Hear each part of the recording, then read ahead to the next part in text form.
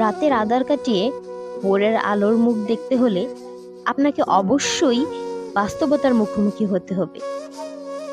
জীবনের কঠিন সত্যকে মেনে নিতে হবে। আপনি একটা সময় আপনার নিজস্ব জগৎ থেকে বেরিয়ে আসবেন। জীবনের বাস্তবতা আপনাকে আপনার পরিচিত জগৎ থেকে অন্য এক জগতে ছুঁড়ে ফেলবে হঠাৎ করেই। আপনি খুব সহজেই ভেঙে পড়বেন, অতি সহজেই হতাশ হয়ে যাবেন। এমন পরিস্থিতিতে আপনাকে শক্ত থাকতেই হবে। সহজে ভেঙে পড়া চলবে না। অন্যের সাহায্যে নিজেকে দাঁড়া করবার অবলম্বন খুঁজবেন না, কারণ জীবন আপনাকে আপনার জন্যই নতুন জগৎ চিনবার পথ তৈরি করে দিয়েছে। কঠিন বাস্তবতাকে সহজ করে দেখতে এবং জানতে শিখুন।